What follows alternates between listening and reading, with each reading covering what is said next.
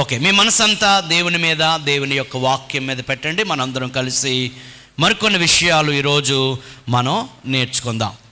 మరి గత కొన్ని వారాల నుంచి క్రీస్తు యొక్క మూల పాఠాల విషయాలు, మూల పాఠములకు సంబంధించిన విషయాలు ఒక్కొక్కటి మనం నేర్చుకుంటున్నాం.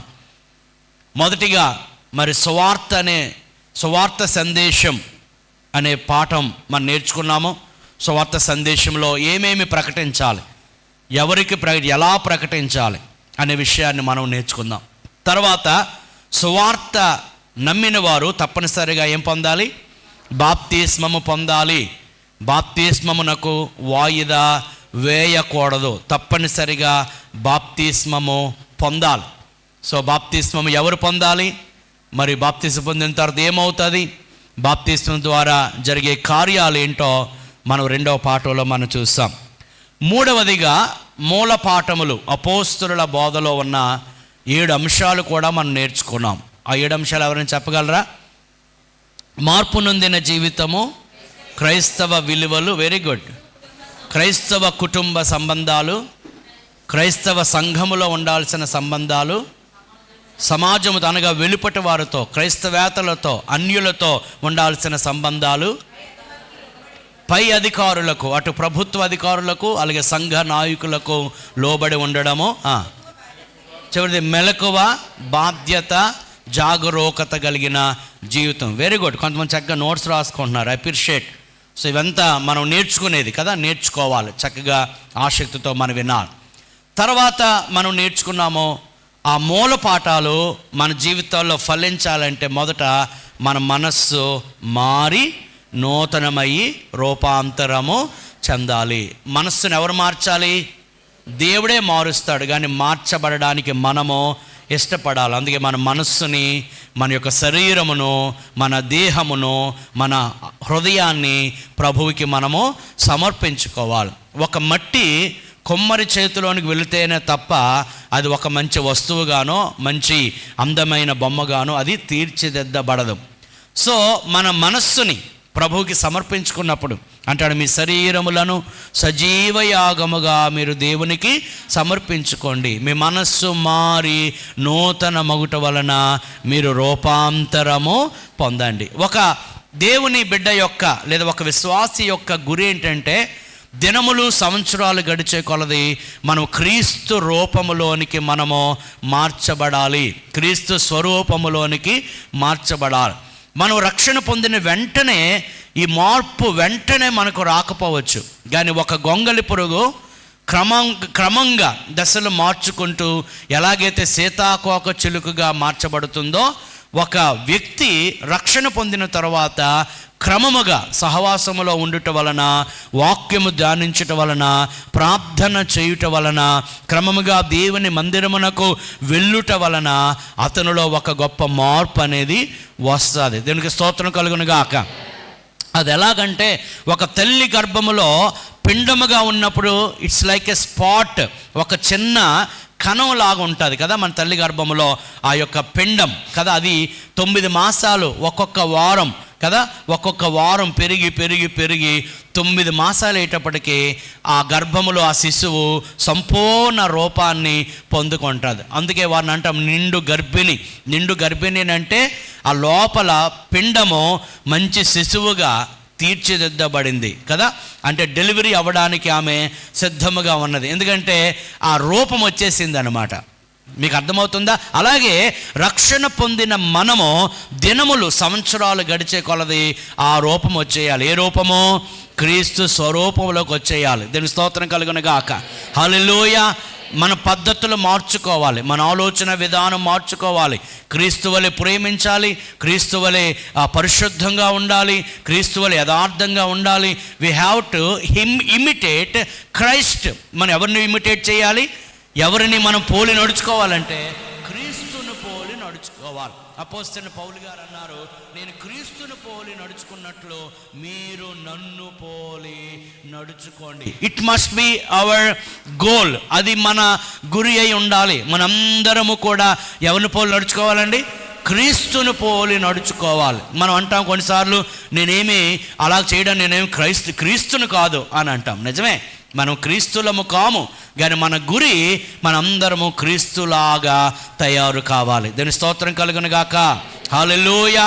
అటువంటి దేవుని యొక్క ప్రేమ, దేవుని యొక్క క్షమాపణ, దేవుని యొక్క ఆ పరిశుద్ధత, దేవుని యొక్క నీతి, ఆ యథార్థత మనలో ఆ రూపము రావాలి. అందుకే పౌలు గారు అంటారు, మీ యందు క్రీస్తు స్వరూపము ఏర్పడు వరకు నాకు మరల ప్రసవ వేదన కలుగుచున్నది. దీని స్తోత్రం కలుగును గాక. అంచేత రూపాంతర అనుభవంలోనికి మనం వెళతా ఉండాలి. మన జీవన విధానము మార్చుకుంటా ఉండాలి. ఇంతకుముందు గొంగళి పురుగులాగా మనం ఉండొచ్చు. గొంగళి పురుగు స్వభావము అది చివరికి ఏమైంది? ఒక మంచి అందమైన సీతాకోక చిలుకగా మారింది. మన ప్రభువుని నమ్మక ముందు రకరకాల దురలవాట్లు, రకరకాల దురభ్యాసాలు, మన మాట తీరు, మన ఆలోచన విధానం, మన ప్రవర్తన, ఈవెన్ భర్తతో, భార్యతో, పిల్లలతో మనం సంబోధించే విధానం, ఇవన్నీ కూడా డిఫరెంట్గా ఉంటాయి. ఎందుకు? మన మీద ఇంతకుముందు ఒకటి లోక ప్రభావం ఉన్నది, 2 సాతాను యొక్క ప్రభావం ఉన్నది, 3 పాపము యొక్క ప్రభావం ఉన్నది. ఆ పాపపు స్థితిలో నుండి దేవుడు మనల్ని విడిపించి ఇదిగో సంఘములోనికి తీసుకొచ్చాడు. దీని స్తోత్రం కలుగును గాక. సంఘములో ఎందుకు పెట్టాడంటే మనము రూపాంతరము చెందడానికి. సో ఒక విశ్వాసి క్రీస్తు స్వరూపంలోనికి రావాలి అని అంటే తప్పనిసరిగా ఆ వ్యక్తి సంఘములో ఉండాలి, సంఘమునకు చెంది ఉండాలి. సంఘములో ఎవరైతే ఉంటారో వారు తరచుగా బోధ ద్వారా మార్పు చెందుతారు. గమనించండి, గత వారం కూడా నేను చెప్పాను, ఎవరైనా మారాలి అని అంటే కేవలము ప్రార్థన ద్వారా మనుషులు మారరు. మనము ప్రార్థన చేయాలి, కానీ దేని ద్వారా మారుతారు చెప్పండి? వాక్యము ద్వారా. దీని స్తోత్రం కలుగును గాక. చూడండి, ఎవరి కొరకైతే మారాలని ప్రార్థన చేస్తున్నావో వారికి వాక్యం అందించినప్పుడు ఆ వాక్యము వారి జీవితాలని మారుస్తుంది. అందుకే అన్నాడు, దేవుని చిత్తమును మీరు తెలుసుకోండి కదా. రోమిలకు రాసిన 12:1-2 గత వారం చూసాం మనం కదా. ఇది ఒక శీర్షిక గనుక మరి గత వారాలు విన్నవారికి చక్కగా ఇది అర్థమవుతుంది. ఏమన్నాడు అక్కడ? ఈ లోక మర్యాదను అనుసరించొద్దు, ఉత్తమమును అనుకూలమును సంపూర్ణమునై ఉన్న దేవుని చిత్తం, దేవుని చిత్తం ఏదో పరీక్షించాలి. చూడండి, మనం ఏదైనా ఒక షాప్కి వెళ్ళినప్పుడు ఏది మంచి వస్తువో, ఏది క్రెడిబిలిటీ ఉన్నదో మనం ఏం చేస్తాం? పరీక్షిస్తాం. ఏది పడితే అది కొనేమో, ఏది పడితే అది కొనేసి ఇంటికి తీసుకురాము. వి టెస్ట్. అందుకే ఇప్పుడు కొన్ని మిషన్స్ చూస్తే ఆ మిషన్ మీద ఒక స్టిక్కర్ ఉంటుంది. ఏంటా స్టిక్కర్? టెస్టెడ్ ఓకే అంటే ఏంటి దాని అర్థం? ఇది ఆల్రెడీ టెస్ట్ చేయబడింది, ఇది బాగానే పనిచేస్తుంది, ఇక మీరు కూడా వాడుకోవచ్చు. అలాగే మనం అనేక రకరకాల ఆలోచనలు వస్తాయి, రకరకాల తలంపులు వస్తాయి, కానీ ఆ తలంపులన్నీ కూడా దేవుని యొక్క వాక్యం అనే ఫిల్టర్. వాక్యం అనేది ఏంటి? ఒక వడపోసేది. చూడండి, మీరు అందరికీ టీ వడపోసుకోవడం, వడపోయడం అంటే అది మీకు గుర్తుకొస్తుంది. అందుకే నేను చెప్పాను అనమాట. టీ వడపోసినప్పుడు ఏం చేస్తా? ఏమంటాం అది? అమ్మా మన భాషలో జాలి అనేస్తాం, స్టీల్ జాలి, ఓకే, వాటర్ ఫిల్టర్. అది పెట్టి మనం అందులో మరగబెట్టింది అంతా అందులో పెడితే ఆ టీ గుండ, అంటే అందులో ఉపయోగించిన టీ గుండ అంతా మీదన ఉండిపోద్ది, లోపల అసలైన టీ మనం తాగుతాం. అలాగే రకరకాల ఆలోచనలు వస్తాయండి. ఆ ఆలోచనలన్నీ కూడా ఎక్కడ తీసుకురావాలి? దేవుని యొక్క వాక్యం యొద్దకు తీసుకురావాలి. Hallelujah. Then the word of God will tell you which one is the right and which one is the wrong one కదా. మరి దేవుని యొక్క వాక్యం చెప్తుంది ఏది మంచిదో, ఏది చెడ్డదో, ఏది చేయకూడదో, ఏది చెయ్యాలో, ఏది మనము పాటించవచ్చో, ఏది మనం పాటించకూడదో. ఇది మెజరింగ్ రాడ్ అనమాట. దీని స్తోత్రం కలుగును గాక. సో దేవుని పిల్లలకు గమనించాలి. సో ఎవరో మనుషులు కల్పించిన ఆలోచనలు, మనుషులు కల్పించిన పద్ధతులు కాదు, కానీ దేవుని వాక్యమే మనకు ఫైనల్. అందుకే ఎవరైనా ఏమి బోధించినా కూడా మనం వెంటనే గమనించాలి, ఇది దేవుని యొక్క వాక్యానుసారముగా ఉన్నదా లేదా. అక్కడంటే రోమిలకు రాసిన పత్రిక 12:1-2 ఒకవైపు లోక మర్యాద ఉన్నది, రెండవ వైపు దేవుని చిత్తము ఉన్నది. అక్కడ ఏమన్నారండి? మీరు లోక మర్యాదను అనుసరించొద్దు. మరి ఏమనుసరించాలి? Very good. దేవుని చిత్తమును అనుసరించండి. దేవుని చిత్తం ఎప్పుడు కూడా ఉత్తమమైనది, అనుకూలమైనది, సంపూర్ణమైనది. దేవుని స్తోత్రం. ఆయన చిత్తములో లోపం ఉండదు. మన ఆలోచనలో లోపాలు ఉంటాయి. మన బలహీనులం, మన మనుషులం, మన ప్రకృతి సంబంధులు, రకరకాల ఆలోచనలు వస్తాయండి. కానీ దేవుని ఆలోచనలో ఎప్పుడు కూడా, దేవుని చిత్తములో ఎప్పుడు లోపం ఉండదు. అది ఉత్తమమైనది, అది అనుకూలమైనది, మరొకటి అది సంపూర్ణమైనది. His will is always perfect. ఆయన చిత్తం ఎప్పుడు కూడా ఉత్తమమైనది, అనుకూలమైనది, అలాగే సంపూర్ణమైనది. అందుకే మనం అడగాలన్నమాట, ప్రభువా నీ సంపూర్ణమైన చిత్తం ఏంటో మీరు మాకు తెలియజేయండి. దానికి స్తోత్రం కలుగును గాక. హల్లెలూయా, హల్లెలూయా. అంచేత చూడండి, ఒకటి సువార్త సందేశం విన్నాడు ఒక వ్యక్తి. గ్రేట్ కమిషన్ గురించి మనం నేర్చుకుంటున్నాం కదా. ఒక వ్యక్తి సువార్త సందేశం విన్నాడు. నెక్స్ట్ అతడు బాప్తీసం పొందాడు. తర్వాత సంఘంలో చేర్చబడి ఈ అపోస్తుల బోధ వింటున్నాడు. తన మనస్సుని మార్చుకుంటూ అతని లైఫ్ స్టైల్లో మార్పు రావాలి. దీని స్తోత్రం కలుగును గాక. నేను ఇప్పుడు ఇంతకుముందు ప్రభువుని నమ్ముకోలేదు, ఇప్పుడు నేను క్రీస్తుని నమ్మాను లేదా క్రైస్తవుడిని అయ్యాను అని అంటే దానికి సూచన ఏంటంటే మన లైఫ్ స్టైల్లో మార్పు అనేది రావాలి. ఎంతమందికి అర్థమైంది? సో ప్రభు నమ్మక ముందు ఎలాగున్నామో ఇప్పుడు కూడా అలాగే ఉంటే మనం క్రీస్తుని నమ్ముకుని వ్యర్థం. Our life style should be changed. మన యొక్క జీవిత విధానములో మార్పు రావాలి. ఈరోజు మన యొక్క పాఠ్యాంశము మనం గమనిస్తే the lifestyle of a disciple. యేసు ప్రభువు యొక్క శిష్యుని జీవన విధానము, శిష్యుని జీవన విధానం. సో మనకి ఒక యేసు ప్రభు శిష్యునికి గుర్తేంటి? వీరు క్రైస్తవులు అనడానికి గుర్తేంటి? మీరు కూడా చెప్పొచ్చు, మీరు క్రైస్తవులు అనడానికి గుర్తేంటి? ముసుగు వేసుకోవడమా, లేకపోతే వైట్ డ్రెస్ వేసుకోవడమా, లేకపోతే చెప్పండి బైబిల్ పట్టుకొని మందిరానికి వెళ్ళడమా? ఇవన్నీ మనం ఒకసారి ఆలోచించి ఏంటి క్రైస్తవాన్ని గుర్తేంటి? చూడండి, లోకంలో రకరకాల మత విశ్వాసాలు ఉన్నాయి కదా. వాళ్ళు చూసిన వెంటనే వీరు పలానా వాళ్ళని చెప్పేస్తాం. మరి క్రైస్తవులకి ఏంటి గుర్తు? లేదా మెడలో సిలువ, లేకపోతే గోడ మీద సిలువ, లేకపోతే ఇంట్లో సిలువ, ఏంటి గుర్తు? అర్థమవుతుందా? అంటే ఇవన్నీ కాదు కానీ మన జీవిత విధానం. హల్లెలూయా. అందుకే చూడండి, నువ్వు యేసు ప్రభు శిష్యులలో ఒకటిగా కనబడినవాడు. నువ్వు యేసు ప్రభు శిష్యుల్లో కనబడుతున్నావే. మీకు అర్థమవుతుంది? అంటే నేను చూస్తే నీ వేషము, నీ మాట, నీ ప్రవర్తన చూస్తే నువ్వు ఎలా కనబడుతున్నావు? యేసు ప్రభు శిష్యుల్లా కనబడుతున్నావు. సో అటువంటి ప్రవర్తన, జీవిత విధానము చుట్టుపక్కల అన్ని జనులు చూడాలండి. గమనించాల్సిన విషయం, మనం ఎంత గట్టిగా సువార్త ప్రకటించినా, మనం ప్రకటించిన దానికన్నా, జాగ్రత్తగా వినాలి, మనం ప్రకటించిన దానికన్నా మన ప్రవర్తన గట్టిగా మాట్లాడుతుంది. కొన్నిసార్లు మన యేసుని నమ్ముకోండి, ఆయన సమాధానం ఇస్తాడని చెప్తాం. మన ముఖం యేసుని నమ్ముకోండి సమాధానం ఇస్తాడు, యేసుని నమ్ముకోండి చాలా నెమ్మదిగా ఉంటుంది అన్నారు అనుకోండి అని మీకు అర్థమవుతుంది. అమ్మో ఎంత నెమ్మదమ్మా. కొంతమంది ఎలా ప్రకటి యేసుని నమ్ముకోండి శాంతి సమాధానం వస్తుంది, ముఖంలో అంత అర్థమవుతుందా లేదా? యేసుని నమ్ముకోండి శాంతి సమాధానం వస్తుందండి. యేసుని నమ్ముకుంటే ఈ ముఖంలో ఉండదు శాంతి సమాధానం. అర్థమవుతుందా లేదా? సో మన దేవుని పిల్లలకు ఒక శిష్యుడి యొక్క జీవన విధానం ఎలా ఉండాలి అది మనం నేర్చుకోవాలి. సో ఏది ఉంటే వారిని క్రైస్తవులని గుర్తించగలం. యేసు ప్రభువారు ఆయన భూమి మీద ఆయన నరరూపిగా సంచరించినప్పుడు వారు యూదుల మధ్య ఆయన ఉన్నారు కదా, ప్రజల మధ్య ఉన్నారు, ప్రజలతో ఆయన ఉన్నారు, యూదుల మధ్య ఉన్నారు, అన్యజనుల మధ్య కూడా ఉన్నారు.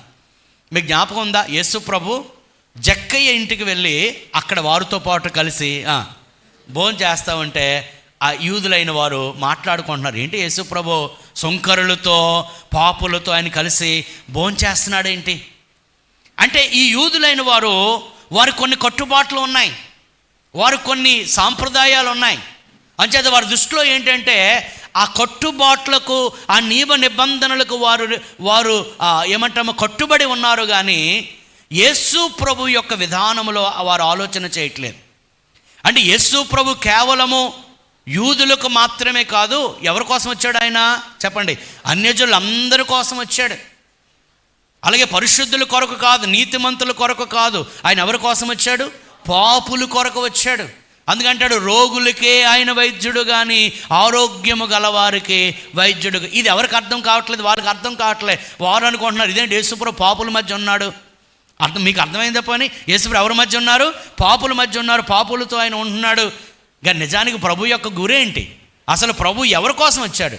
పాపులను రక్షించుటకు ఆయన ఈ లోకానికి ఆయన వచ్చాడు. సో అలాగే దేవుని పిల్లలు కూడా కొన్ని బౌండరీస్ వేసేసుకొని కొన్నిసార్లు ఎవరితో మాట్లాడకుండా, అన్ని జనులతో మాట్లాడకుండా, అన్ని జనులతో షేక్ హ్యాండ్ ఇవ్వకుండా, అన్ని జనులతో అసలు కలవకుండా కూడా ఉంటారు. ఎందుకంటే మేము చాలా పరిశుద్ధులం, మేము చాలా పరిశుద్ధులమని అన్ని జనులు. నేనేమంటానంటే అసలు అన్యజనులతో దేవుని ఎరుగిన వారితో నువ్వు మాట్లాడకపోతే అసలు వాళ్ళతో సువార్త ఎలా ప్రకటిస్తావు? ఇది చాలా ఇంపార్టెంట్ విషయం అండి. కొన్ని శాఖలలో చూస్తే ఎప్పుడైతే వారు రక్షణ పొందారో వెంటనే వారి యొక్క అన్య సంబంధ బంధువులు అందరినీ కట్ చేసి పడేస్తారు. ఎందుకంటే మేము క్రైస్తవులు, మేము మీతో ఇక మాట్లాడము, వాళ్ళ కార్యక్రమానికి మేము వెళ్ళము. కొన్నిసార్లు కొంతమంది ఎలా ఉంటారు, వారు చనిపోయినా కూడా వెళ్ళే పరిస్థితి ఉంది. ఎందుకంటే మేము దేవుని పేరు, దేవుడు చెప్పలేదండి వారి దగ్గరికి వెళ్ళు. ఎవరైనా కుటుంబంలో అన్యులైన వారు, బంధువులైన వారు, దేవుని ఎరుగని వారు ఒకవేళ నీ బంధువులు ఉంటే, వారు ఎవరైనా మరణిస్తే నువ్వు వెళ్ళు, నువ్వు వారితో మాట్లాడు, వారి దగ్గర కూర్చో. ఓకే, వారి సాంప్రదాయమైన ఒకవేళ అటువంటి కార్యకలాపాలను పాలుపంపులు పొందకపోవచ్చు, కానీ వారి ఇంటికి వెళ్ళడమో వారితో మాట్లాడడమో పాపమేమీ కాదు. యూదులు అలా చూస్తున్నారన్నమాట. యేసు ప్రభు ఏంటి? యూదులతో ఉండాలి కదా అంటే వారి ఉద్దేశము దేవుని యొక్క ప్రజలైనగా పిలువబడే వారితో ఉండాలి కదా. పాపులతో ఆయన సంచారం చేస్తున్నాడు ఏంటి? నిజానికి ఆయన వచ్చింది ఎవరి కోసం చెప్పండి? ఎవరి కోసం? పాపుల కోసం వచ్చాడు. దీని స్తోత్రం కలుగును గాక. హల్లెలూయా. ఇంకా చెప్పాలంటే అన్యజనులైన ఫ్రెండ్స్ మనకు ఉండాలి. అలాగని వారితో పాటు చట్టపట్టాలు వేసుకుని తిరిగిపోకూడదు, వారితో పాటు సినిమాకి వెళ్ళిపోవడం. ఎందుకంటే వాళ్ళని తర్వాత సువార్త ప్రకటించాలి కదా. అందుకని వాళ్ళు నేను అక్కడికి వెళ్ళిపోకూడదు. You have to set an example. నువ్వు ఒక మాదిరిగా ఉండాలి. అలాగని వారితో స్నేహాన్ని నీవు కట్ చేసుకోకూడదు. సో నాకు కూడా అన్యజనులైన ఫ్రెండ్స్ ఉన్నారు. సో ఎప్పుడు 10th ఇంటర్ అలాగా వారు ఉన్నారు. ఇప్పటికీ కూడా వారు నాతో కాంటాక్ట్లో ఉంటారు. I'm trying my best to convey the gospel ఇప్పటికి కూడా. కానీ వారికి నేనంటే చాలా గౌరవం ఉంటుంది. నేను వారిలో ఫ్రెండ్స్లోగా ఉన్నా ఒక్కోసారి వారు నన్ను సుధీర్ గారు అని, గారు మామూలు పిల్లరా బాబు అంటే, అమ్మో యు ఆర్ గారు అంటారు. అంటే వాళ్ళ దృష్టిలో అది ఒక ప్రత్యేకమైన పర్సన్గా వారికి కనబడతామన్నమాట. సో వారితో నేను సంబంధం కట్ చేసుకోలేదు, కానీ వారి మధ్య చెప్పండి ప్రత్యేకంగా ఉన్నాను. ఇది ఏదో ఒకరోజు నేను సువార్త ప్రకటించడానికి అది అవకాశంగా ఉంటుంది. దీని స్తోత్రం కలుగును గాక. అంచేత యూదుల ఆలోచన విధానం అలాగున్నది, కానీ ప్రభువు అసలు వారి కోసమే వచ్చాడు. ఇక్కడ గమనించాలి. అంటే యూదులైన వారు ఏం చేస్తున్నారంటే, వారు కొన్ని నియమ నిబంధనలు పెట్టుకొని వారికి ఒక లైఫ్ స్టైల్ వారు నిర్ణయించుకొని దానినే పాటిస్తూ ఉన్నారు. రెండవది, అలాగే అందరూ ఉండాలని వారు కోరుకుంటున్నారు. చివరికి ఇది ఏమవుతుందంటే, అన్యజనులకు, జాగ్రత్త వినాలి మాట, అన్యజనులకు దేవుని పిల్లలకు మధ్య అడ్డుగోడ అయిపోతూ ఉన్నది. It becomes wall between non believers and believers. చూడండి, దేవుని పిల్లల్లో కూడా కొంతమంది చేస్తే మనకు అర్థం కాదు. అందుకని నేను కొంచెం టైం తీసుకుంటున్నా. మరి శీర్షికగా చాలా ఇంపార్టెంట్ విషయాలు ఇవి. మత్తయి సువార్త 11వ అధ్యాయం 28-29 వచనాలు. ప్రయాసపడి భారము మోసుకొనుచున్న సమస్త జనులారా నా యొద్దకు రండి, నేను మీకు విశ్రాంతిని కలుగజేసేదను. నేను సాత్వికుడను, దీన మనస్సు గలవాడను గనుక మీ మీద నా కాడి ఎత్తుకొని చూడండి, ఏమన్నా నా యొద్ద నేర్చుకోండి, అప్పుడు మీ ప్రాణములకు విశ్రాంతిని కలుగుతుంది అంట. ఏమన్నాడు? ప్రయాసపడి భారము మోసుకొనుచున్న సమస్త జనులారా, మీ మీద భారము ఉన్నది, మీ మీద అపవాది కాడి మోపి ఉన్నాడు, మీ మీద పాపమనే కాడి ఉన్నది. పాప బంధకముల్లో ఉన్నారు మీరు. పాపం ఏది చెప్తే అది మీరు చేశారు, సాతాను ఏది చెప్తే అది చేశాడు. అంచేత రకరకాల భారములు మోసుకుంటున్న మీరు, రకరకాల స్లావరీస్లో బానిసత్వంలో ఉన్న మిమ్ములను ప్రభు ఏం చేస్తున్నాడండి చెప్పండి? పిలిచాడు. దేవుని స్తోత్రం కలుగును గాక. ఓపెన్ ఇన్విటేషన్ ఆయన ఇచ్చాడు. ప్రయాసపడి భారము మోసుకొనిచున్న సమస్త జనులారా, మీరు నా యొద్దకు రండి, మీరు నా యొద్దకు రండి, నేను మీకు విశ్రాంతిని ఇస్తానంటే ఏం చేస్తున్నాడు ఆయన? మన మీద ఉన్న పాప భారాన్ని తొలగించి, అక్కడితో అయిపోయిందా? తర్వాత వచ్చులు ఏమన్నాడు? తర్వాత వచ్చిన మీ మీద నా కాడి ఎత్తుకోండి అంటే జాగ్రత్త వినాలి. ఒక భారమును ఆయన తీసివేశాడో మరి యొక్క కాడిని మన మీద ఆయన మోపాడు. అయితే ఆ కాడేమన్నాడు? అది ఎటువంటి? అది సులువైనది, అది తేలికైనది. ఎవరిది? యేసు ప్రభు యొక్క. జాగ్రత్త వింటున్నారు దేవుని స్తోత్రం చెప్పండి. మీరు చాలా మనసు పెట్టినాలండి ఈ సందేశం. సో ఈ కాడి తొలగించాడు, అనగా పాపం అనే భారం మన మీద ఉంది కదా, ఆ భారాన్ని తొలగించాడు. ఇప్పుడు చెప్పండి, మరి యొక్క కాడి మోపాడు. పాపం అనే భారము అనే కాడి చాలా బరువైనది, అది మనం మోయలేం.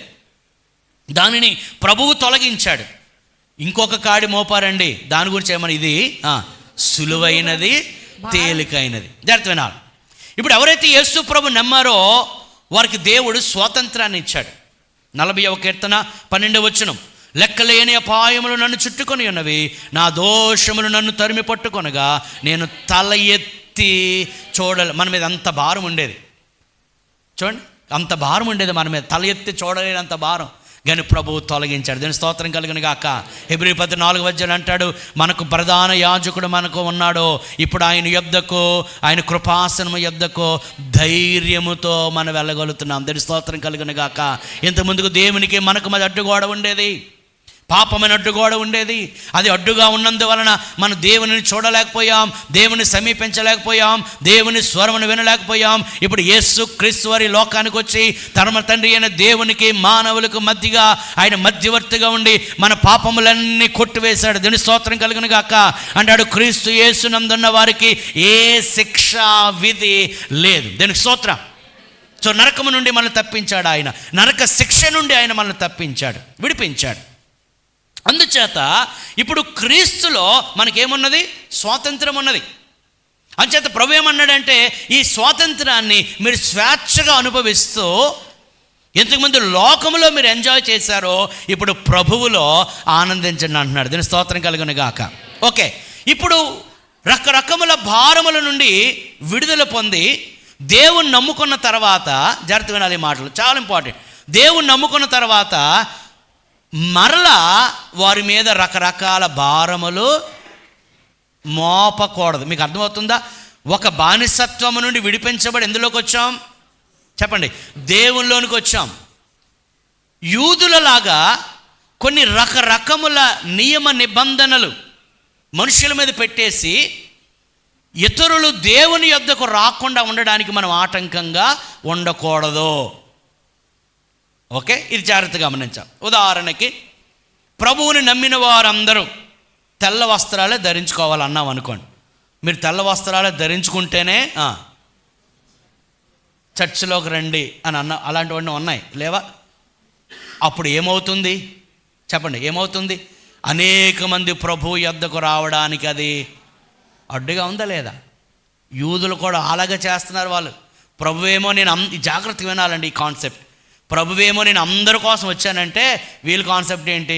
లేదు లేదు, నువ్వు వారి మధ్యకు వెళ్ళకూడదు, వారితో తినకూడదు, వారితో తాకూడదు, వారితో ఉండకూడదు, సో ఇలాగే ఉండాలని అంటున్నారు. అది ఒక ఆ నియమము. ఈ నియమం ఎక్కడి నుంచి వచ్చింది? బైబిల్ ఎక్కడుంది నియమము చెప్పండి? మీకు ఎక్కడైనా ఉందా ఈ నియమం? ప్రభు నమ్మిన వారందరూ, హలో, ఎక్కడైనా ఉందా? లేదు. వెరీ గుడ్, లేదు. కానీ ఎవరు మోపారు ఇది? మనుష్యులు మోపారు వారి మీద. మనుషుల యొక్క కట్టడలు దైవోపదేశములని బోధించటం వలన, గమనించండి, మనమే స్టంబ్లింగ్ బ్లాక్. అన్యజనులు ప్రభు యొద్దకు రావడానికి ఆటంకమైపోయాం. కొన్ని చోట్ల కొంతమంది రెండు రకాల పని. ఒకటి, కొంతమంది ఆభరణాలు ధరిస్తారు, కొంతమంది ఆభరణాలు ధరించరు. ఓకే, ఆభరణాలు ధరించకుండా ఉన్న వారిని మనం అప్రిషియేట్ చేయాలి. ఎందుకంటే వారి యొక్క సమర్పణ, వారి యొక్క డెడికేషన్. మీకు అర్థమవుతుందా?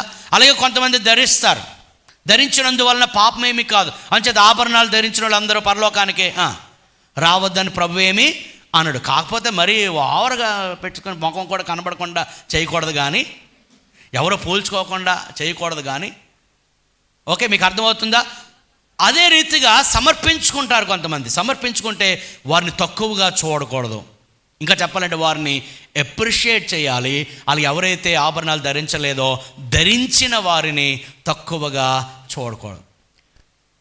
మేము ఆ మధ్యకాలంలో ఛత్తీస్గఢ్లో ఈ పాస్టర్ సెమినార్ పెట్టడానికి వెళ్ళాం. కొన్ని సంవత్సరాల క్రితం ఛత్తీస్గఢ్లో. అక్కడ ఏదైనా ఒక స్థలం కోసం చూస్తున్నాం అన్నమాట. ఏదైనా చర్చ్ దొరికితే అక్కడ పాస్టర్ సెమినార్ పెట్టాలని.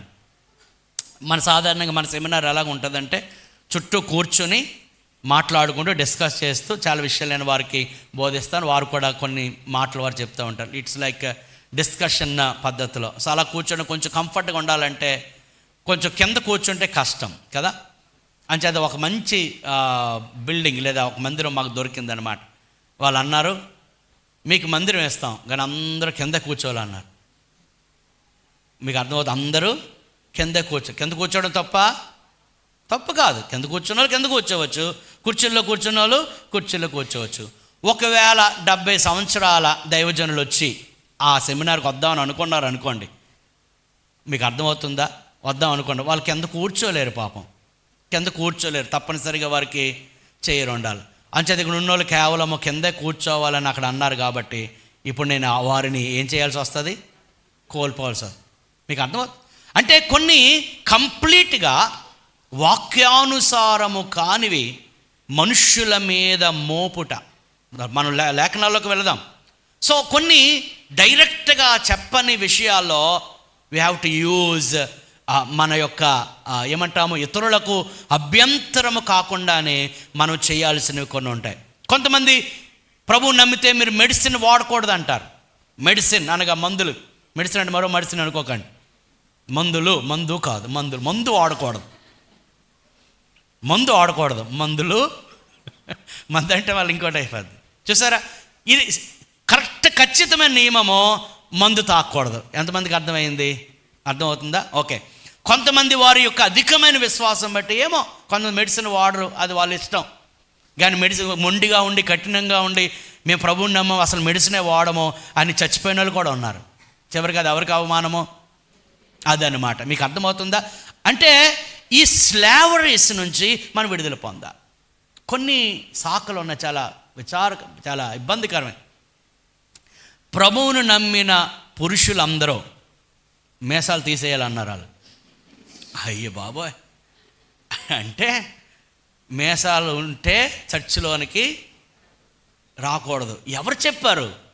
ఎక్కడైనా ఉందా? నేనేమో బైబిల్ ఎక్కడుందో చూపించండి అంటే చూపించలేరు. మీకు పాయింట్ అర్థమవుతుందా? అంటే ఏమో క్రీస్తేమో రకరకాల పాపముల నుండి, బానిసత్వాల నుండి విడిపించి చెప్పండి ఎక్కడ తీసుకొచ్చాడు? సంఘములోని తీసుకొస్తే ఈరోజు అనేక రకరకాల శాఖల్లో కొన్ని రూల్స్ అండ్ రెగ్యులేషన్స్. రూల్స్ అవసరమే, నిబంధనలు అవసరమే. ఒక స్కూల్కి, ఒక కాలేజ్కి, ఒక ఆఫీస్కి ఎలాగైతే కొన్ని కట్టుబాట్లు అవన్నీ అవసరమే. But it should not become a slavery. వారికి ఒక బానిసగా ఉండే పరిస్థితి వారికి కలగకూడదు. ఇలా చెప్పుకుంటూ పోతే చాలా విషయాలు మీతో నేను మాట్లాడగలను, చాలా విషయాలు మాట్లాడు. సో ఇవన్నీ కూడా మనుష్యులు కల్పించిన పద్ధతి. ఇప్పుడు చెప్పండి, రకరకాల సంఘములలో రకరకాల క్రైస్తవులు రకరకాల పద్ధతులు అవలంబిస్తూ ఉంటే చెప్పండి ఇప్పుడు ఎలా పోల్చుకోవడం క్రైస్తవుడిని? మీకు అర్థమవుతుంది? అక్కడికి వెళ్తే కిందే కూర్చోవాలంటారు, ఇక్కడికి వెళ్తే చెప్పండి వైట్ బట్టలు వేసుకోవాలంటారు, అక్కడికి వెళితే అదొకటి గుర్తున్నట్టుగా ఉంది మీకు, మీసాలు తీసేయమంటారు, ఇక్కడికి వెళ్తే ఆభరణాలు వేయకూడదు అంటారు. సో ఏది ఖచ్చితమైనది, ఏది ఖచ్చితం? చూస్తారా? మీకు అర్థమవుతుందా? So there is difference between principle and rules and regulations. అంచేత సూత్రం ఉన్నది, ప్రిన్సిపల్స్ ఉన్నాయి. Principles never change. సూత్రం, దేవుని సిద్ధాంతం ఏదైతే ఉందో, దేవుని చిత్తం ఏదైతే ఉందో, దేవుని వాక్యం ఏదైతే ఉందో అది మారదు. Principle never change. అంటే పరిస్థితిని బట్టి మనం అనుకూలతలోనికి వెళ్ళాలన్నమాట. కానీ ప్రిన్సిపల్ ఎప్పుడు కూడా చేంజ్ అవ్వదు. దాని గురించి కొంతగా మీకు తర్వాత నెమ్మదిగా మీకు అర్థమవుతారు.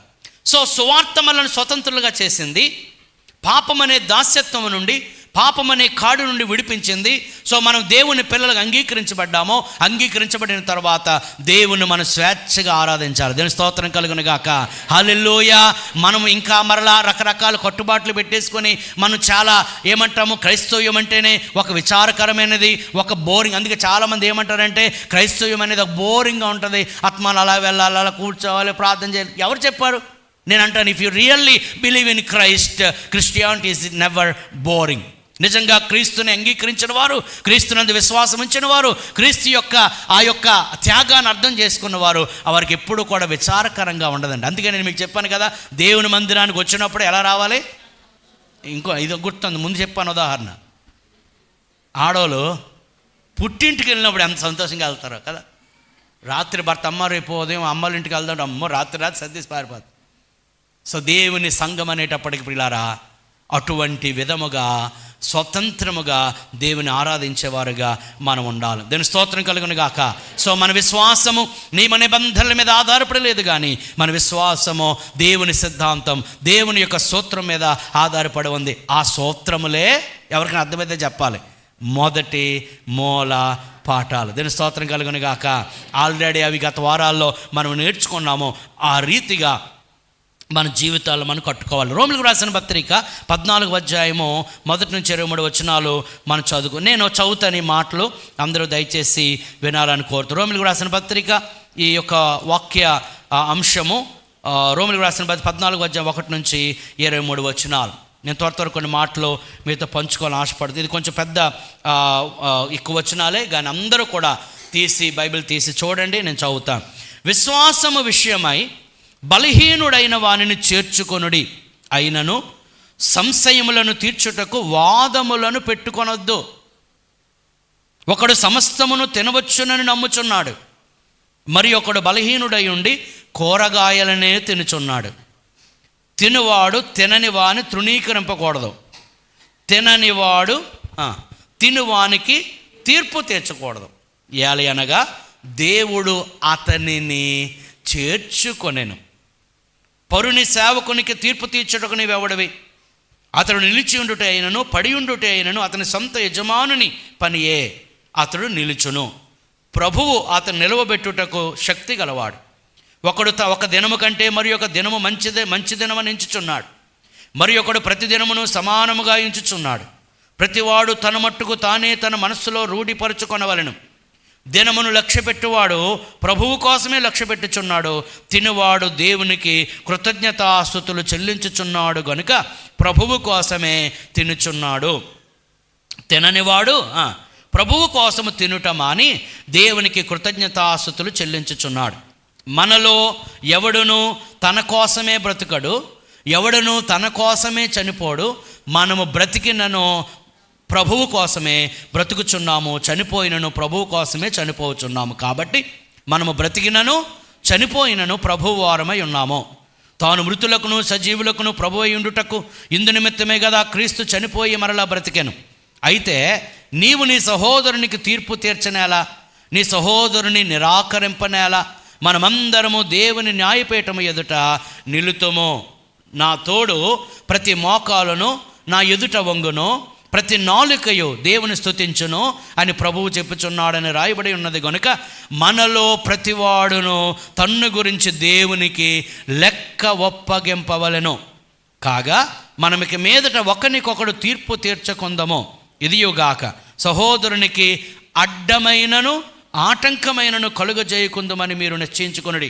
సహజముగా ఏదియు నిషిద్ధము కాదని నేను ప్రభువైన యేసునందు ఎరిగి రూఢిగా నమ్ముచున్నాను.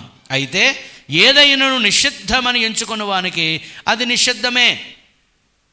ఓకే, నీ సహోదరుడు నీ భోజన మూలముగా దుఃఖించినడలా నీవికను ప్రేమ కలిగి నడుచుకుని వాడవు కావు. ఎవని కొరకు క్రీస్తు చనిపోయినో వానిని నీ భోజనము చేత పాడు చేయకము. మీకున్న మేలైనది దూషణ పాలు కానీయకుడి. దేవుని రాజ్యము భోజనమును పానమును కాదు కానీ నీతియు సమాధానమును పరిశుద్ధాత్మ యందలి ఆనందమునై ఉన్నది. ఈ విషయమందు క్రీస్తునకు దాసుడైన వాడు దేవునికి ఇష్టడును మనుషుల దృష్టికి యోగ్యుడనై ఉన్నాడు. కాబట్టి సమాధానమును పరస్పర క్షేమాభివృద్ధిని కలుగుజేయు వాటిని ఆసక్తితో అనుసరింతము. భోజనము నిమిత్తము దేవుని పనిని పాడు చేయకుడి. సమస్త పదార్థములు పవిత్రములే గాని అనుమానముతో తినువానికి అది దోషము. మాంసము తినుట కానీ, చూడండి జాగ్రత్త, మాంసము తినుట కానీ ద్రాక్షారసము త్రాగుట కానీ నీ సహోదరునికి అడ్డము కలుగజేయున్నది మరి ఏదియో కానీ మానివేయుట మంచిది. నీకున్న విశ్వాసము దేవుని ఎదుట నీ మట్టుకు నీవే ఉంచుకొనుము. తాను సమ్మతించిన విషయములో తనకు తానే తీర్పు తీర్చుకొనని వాడు ధన్యుడు. అనుమానించువాడు తినని ఎడల విశ్వాసము లేకుండా తినును గనుక దోషి అని తీర్పు నందును. విశ్వాస మూలము కానిది ఏదో అది పాపం. చూడండి, అపోస్తలుడైన పౌలు సంఘములో ఉన్న రకరకాల మనుషుల గురించి మాట్లాడుతున్నాడు. చూడండి, సంఘములో ఒకరినొకరు అంగీకరించడం అనేది చాలా ఇంపార్టెంట్. మీకు ఇందాక నేను చెప్పినప్పుడు ఒకరికి వైట్ బట్టలు వేసుకోవడం అలవాటు, ఓకే, అంచేత వైట్ బట్టలు వేసుకున్న వారిని మనం తక్కువగా చూడకూడదు, అది వారికి నియమం. Okay, let them wear white dress. మీకు అర్థమవుతుందా? కొంతమందికి ఆభరణాలు తీసేయడం అది వారికి సమర్పణ. ఓకే, వారి సమర్పణను మనం విడిచిపెట్టాలి. కొంతమందికి ఆభరణాలు వేసుకోవడం ఇష్టం, ఒకవేళ వారిని అలాగూ మనం విడిచిపెట్టాలి. గమనించాలి, ఆభరణమును బట్టి వారు తినే చెప్పండి ఆహారమును బట్టి వారు వేసుకునే వస్త్రములను బట్టి what ever it may B మనము ఒక మనుష్యుని చెప్పండి అదనమాట తృణీకరించకూడదు. ఎందుకంటే సంఘములోనికి రకరకాల వ్యక్తులు వస్తారు. కొద్ది నిమిషాల్లో మనం నేర్చుకుందాం ఎటువంటి రకరకముల ప్రజలు ఉంటారో. అందుకే అపోస్తలుడైన పౌలు అంటాడు, ఒకరిని ఒకరు మీరు అంగీకరించండి. ఇక్కడ కొన్ని విషయాలు మనం గమనిస్తే 2 రకాల విశ్వాసులు ఉన్నారు. ఒకటి బలహీనమైన విశ్వాసులు, 2 బలమైన విశ్వాసులు. అంచేత బలమైన విశ్వాసులు బలహీనులను తృణీకరించకూడదు. మీకు అర్థమవుతుందా? ఒకవేళ అప్పుడే రక్షణ పొందారండి, వారికి ఏమీ తెలియదు, బైబిల్ ఎలా ఓపెన్ చేయాలో తెలియదు, ప్రార్థన ఎలా చేయాలో తెలియదు, ముసుగేసుకొని ప్రార్థన చేయాలో లేదా చేయకూడదో వారికి తెలియదు. అంచేత ఎప్పటి నుంచో నువ్వు రక్షణ పొందావో నీకు వారిని చూసి నీకు అప్పుడు బైబిల్ రావడం తెలియదా అని అనకూడదు. ఎందుకు? అప్పుడే వారు ఇంకా నేర్చుకుంటున్నారు. మీకు అర్థమవుతుందా? అపోస్తలుడైన పౌలు చూడండి, దేవుడిచ్చిన అడ్మినిస్ట్రేషన్ ఆఫ్ ద చర్చ్, సంఘములో మనుషు, అందుకంటాడు అపోస్తలుడైన పౌలు తిమోతికి రాస్తుంటాడు, జీవము గల దేవుని సంఘములో జనులు ఎలాగో ప్రవర్తించాలో మీరు వారికి నేర్పించిన బలమైన విశ్వాసులు బలహీనులను తక్కువగా చూడకూడదు. అందుకంటాడు మనం లేఖనాలకు వెళితే మీరు చూస్తే కొందరు ఒకడు సమస్తము తినవచ్చు అని అనుకుంటున్నాడు.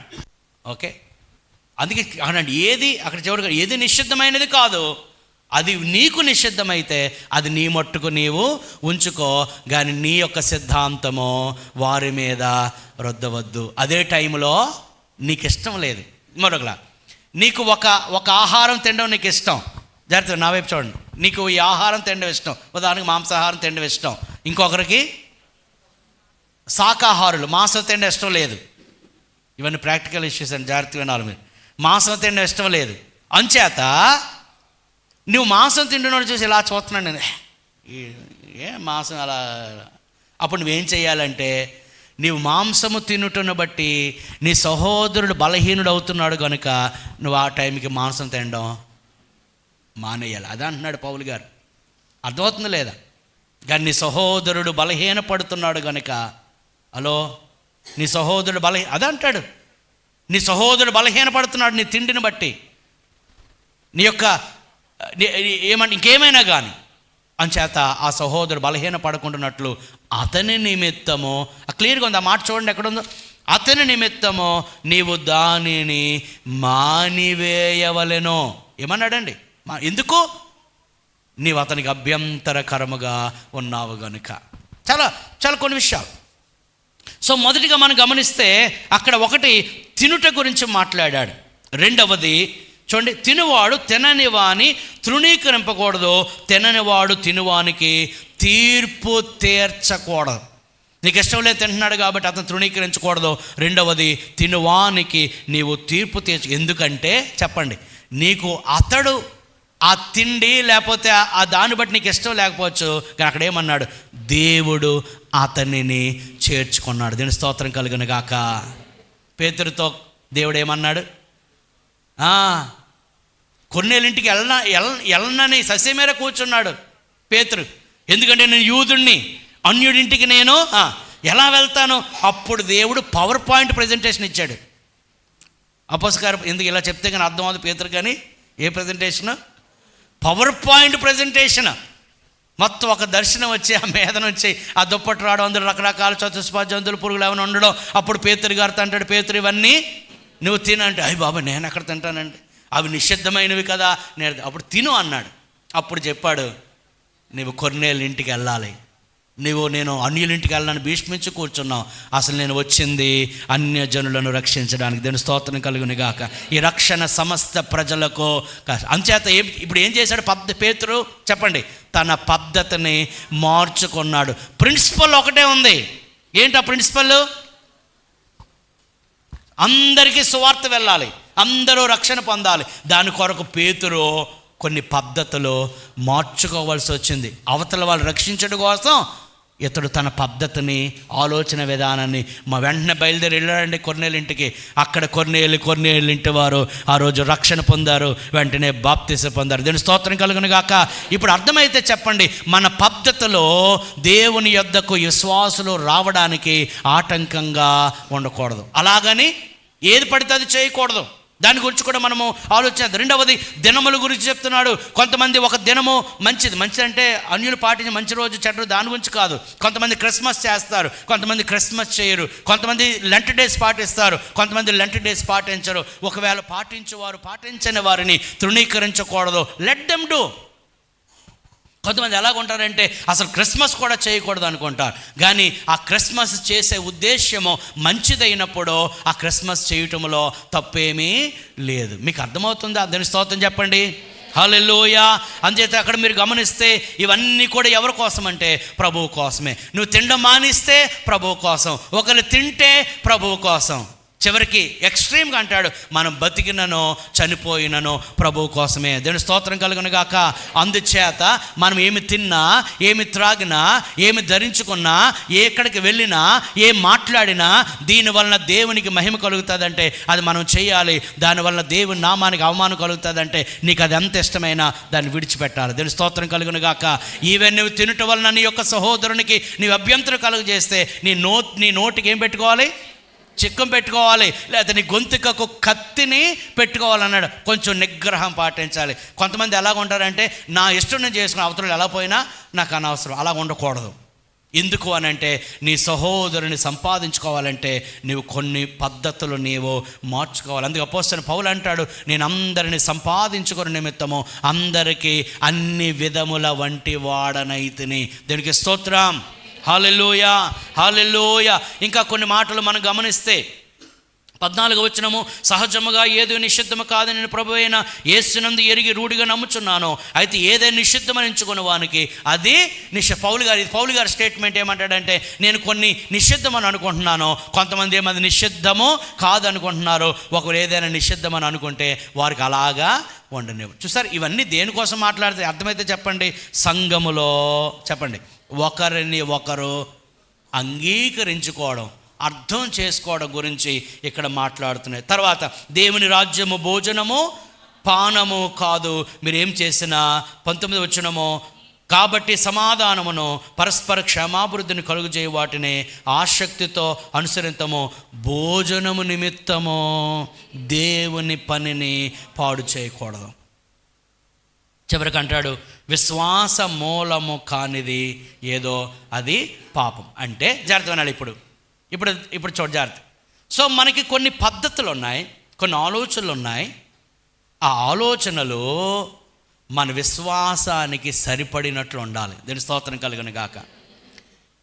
మొదటి మూలపాఠముల్లో మనం నేర్చుకున్నాం కదా, మనస్సు మారి నూతన మగడు అనగా లోక సంబంధమైన పద్ధతులను. అలాగని కాంప్రమైజ్ అయిపోకూడదు. జాగ్రత్త వినాలి. మీకు ఇంకా అర్థం అవ్వాలంటే యేసుక్రీస్తు వారు మనకు స్వాతంత్రం ఇచ్చారు, కానీ ప్రతిదానికి ఆయన లెక్క అడుగుతాడు. ఇది ఇంపార్టెంట్. అంటే మనం ఏదైనా చేయొచ్చు. అక్కడ అపోస్తలుడైన పౌలు కొరింథీయులకు రాసిన మొదటిగా 14:12 చదువుదాము. రోమీయులకు రాసిన 14:12 చివరి భాగం.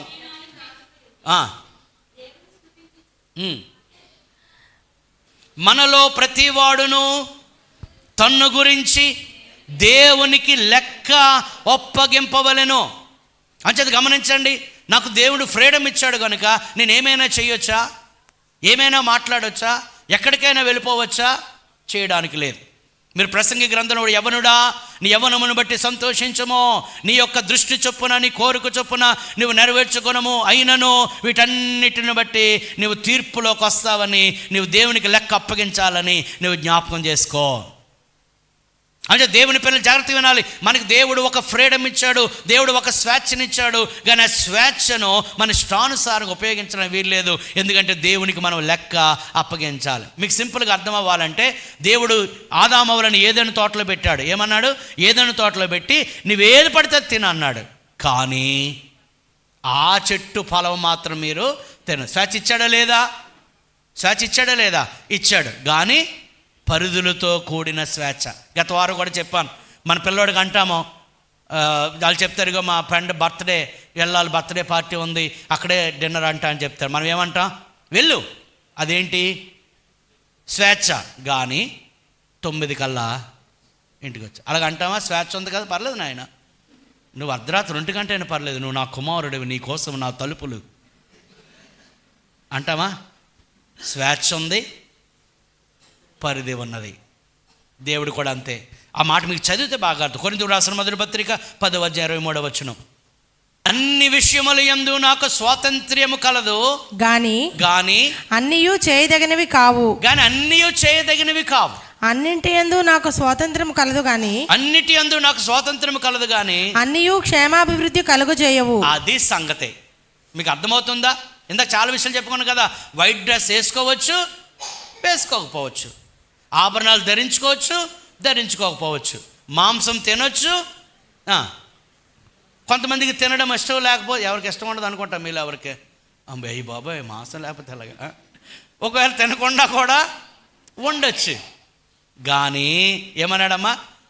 ఏదైనా చేయొచ్చు, అన్నిటి యందు స్వాతంత్రం అన్నది, అన్నీ చేయదగినవి కావు. అన్నిటి యందు నాకు స్వాతంత్రం కలదు గాని అన్నియు క్షేమాభివృద్ధి కలుగజేయు. అన్ని క్షేమాభివృద్ధి కలుగజేయు అంటే ఇతరులకు క్షేమాభివృద్ధి కలిగేటట్లుగానే మన జీవితము, మన మాటలు, మన జీవన విధానము, మన ప్రవర్తన ఉండాలి. అంటే ఇతరులకు అభ్యంతరకరంగా ఉంటే అది మానుకోవాలి. అభ్యంతరకరంగా ఉంటే మానుకోవాలి. చూడండి, ఉదాహరణకి ఎటువంటి డ్రెస్ అయినా వేసుకోవచ్చు, ఏ కలర్ అయినా వేసుకోవచ్చు. అంటే ఎవరు కూడా ఫోన్ చేసి, పాస్టర్ గారండి షాప్కి వచ్చామండి, ఈ కలర్ కొనొచ్చా కొనకూడదా, బైబిల్లో ఉందో లేదో చెప్పండి అంటే నేనేమంటానండి, నేను ఇంకా తెలివండి, అక్కడే ఉండి 3 రోజులు ఉపవాసం ఉండి ప్రార్థన చేయి, అప్పుడు దేవుడు నీ కలర్ రివీల్ చేస్తాడు అంటాను. మీకన్నా తెలివైనవాడు నేను. Wear any colour. అలాగే ఈ డ్రెస్సింగ్ స్టైల్ అని చూశారు, ఆ స్టైల్ అభ్యంతరకరంగా ఉంటే మానుకో. ఏదైనా వేసుకోవచ్చు కాదండి, ఎక్కడ పడితే అక్కడ కన్నాలు ఎట్టేసుకొని. అర్థమవుతుందా? ఇప్పుడు అన్నీ కన్నాలే. అప్పట్లో మా చిన్నప్పుడు కన్నాలు ఉంటే కుట్టుకునేవాళ్ళమి. అప్పట్లో జ్ఞాపకం ఉందాం, పెద్దవాళ్ళని చెప్పండి. అప్పట్లో ప్యాంటుకి ఒక పొరపాటున కన్నం పడిపోతే ఇప్పుడు చింపేసిన బట్టలు కొనుక్కుంటున్నారు. మళ్ళీ రేట్ ఎక్కువండి బాబు. మన ఇప్పుడే ఒక షాప్కి వెళ్తే మామూలుగా ఇదేంటి ఎలా చెరిగిపోయినట్టుగా ఉందంటే, అదే రేట్ ఎక్కువండి, ఫ్యాషన్ అండి అంటున్నాడు. ఓర్ని అసలు బట్టలు ఎందుకు వేసుకుంటాం రా బాబు? బట్టలు ఎందుకు వేసుకుంటాం?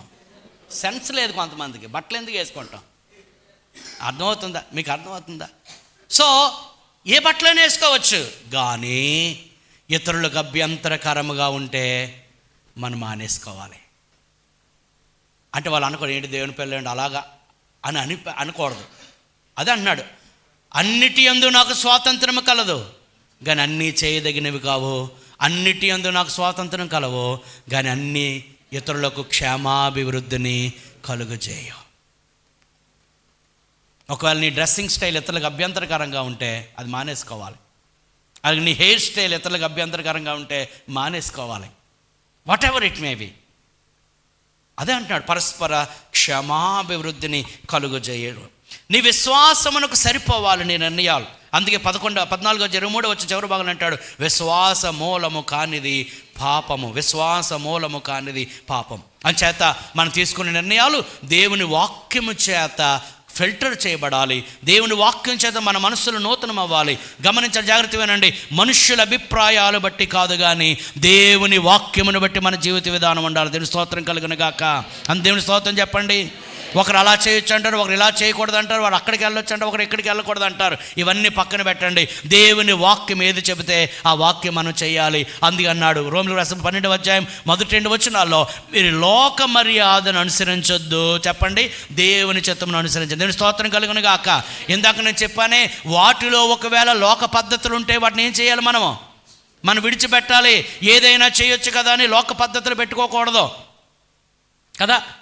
లోక పద్ధతులు తీసుకొచ్చి మనం వాటిని ఎంటర్టైన్ చేయకూడదు.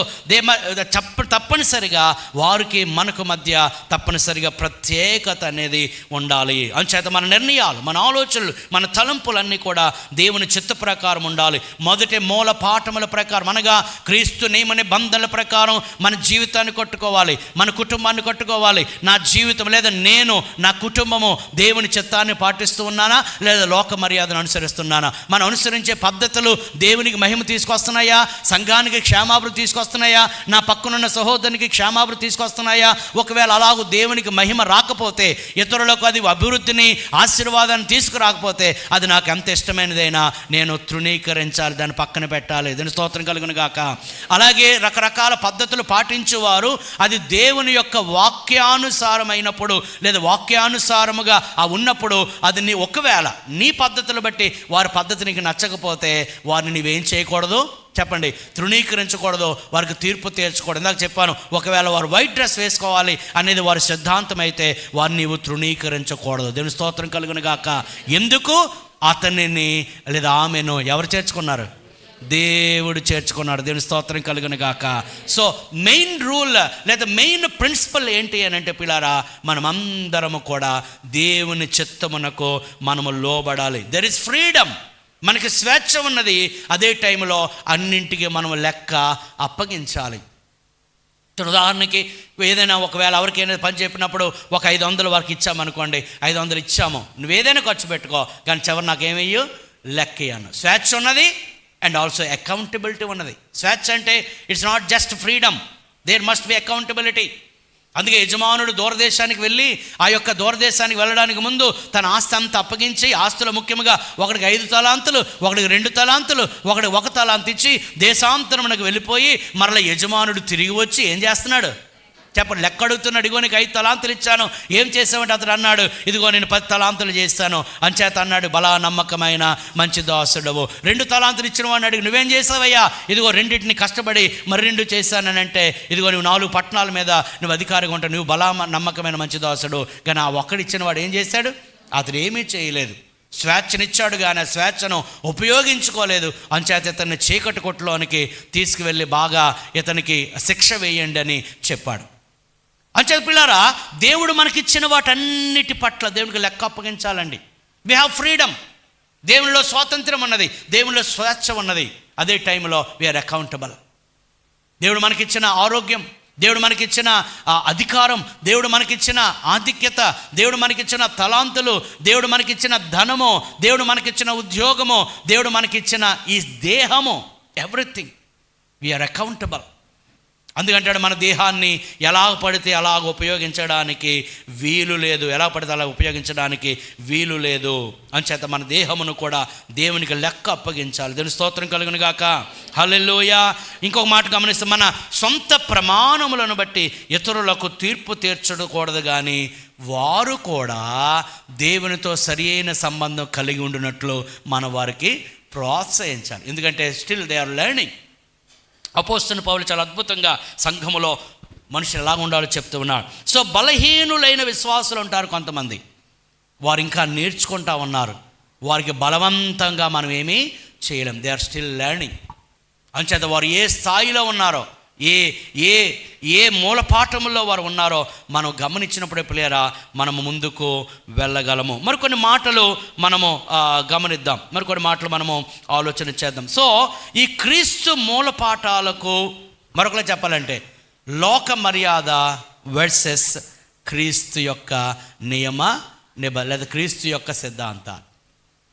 నువ్వు దేవుని చిత్తమును, క్రీస్తు అనుసరించిన చిత్తమును నువ్వు పాటించాలి తప్ప లోక మర్యాదను నీవు అనుసరించకూడదు.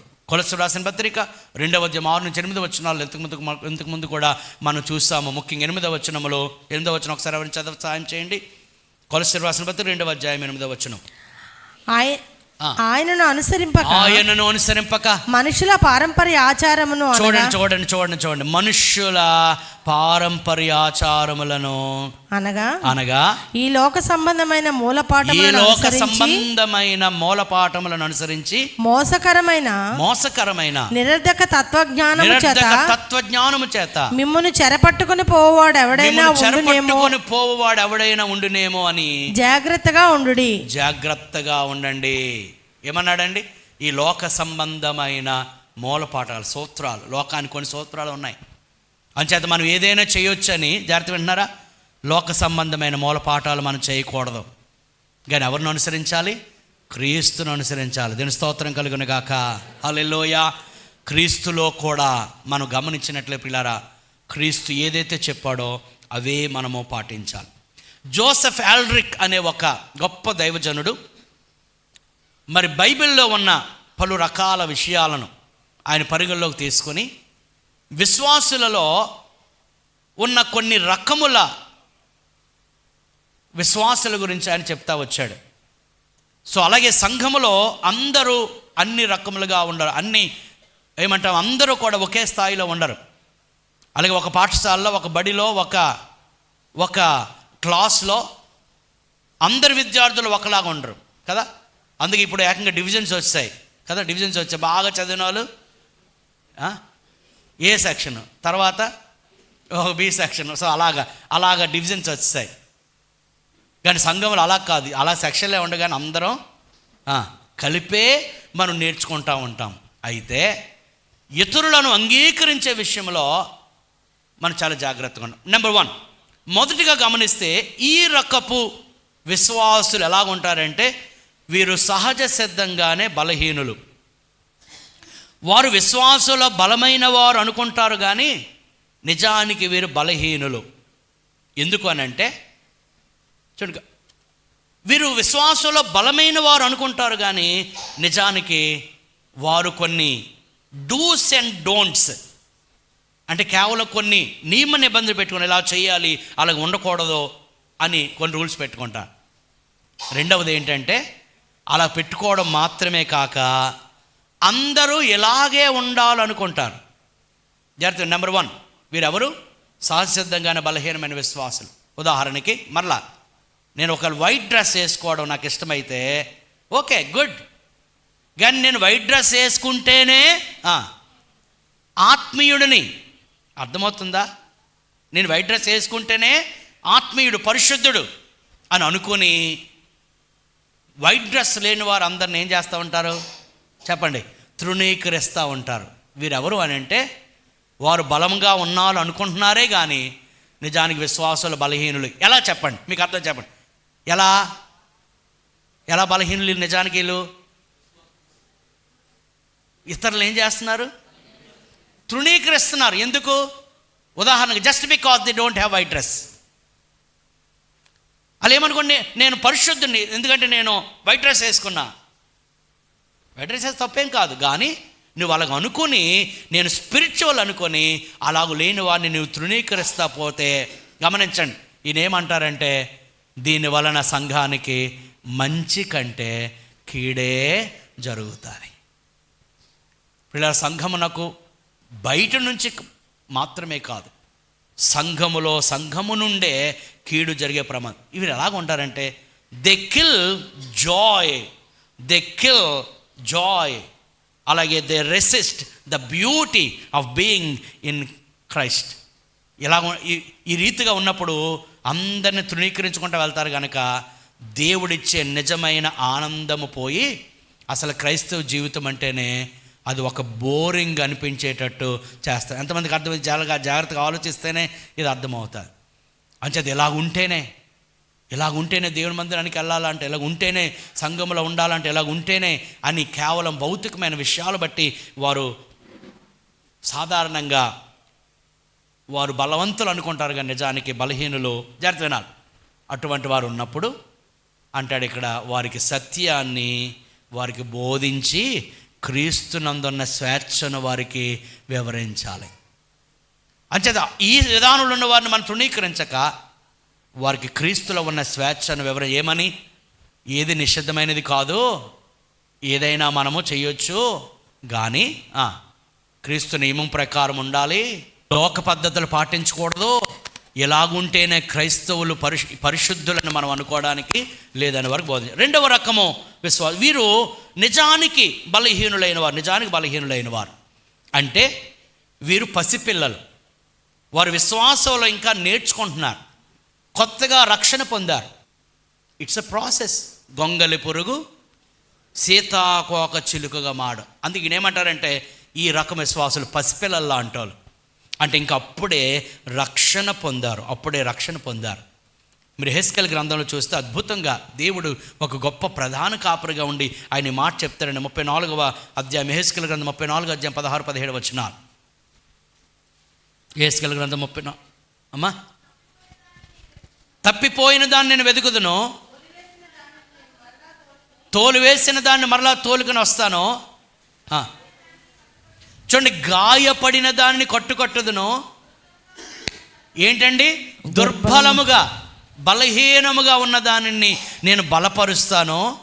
అయితే కొన్ని ఏమంటాయట, కొన్ని బలహీనులుగా ఉన్నాయి, కొన్ని కొవ్వెక్కిపోయి ఉన్నాయి అన్నమాట. అదే అన్నాడు.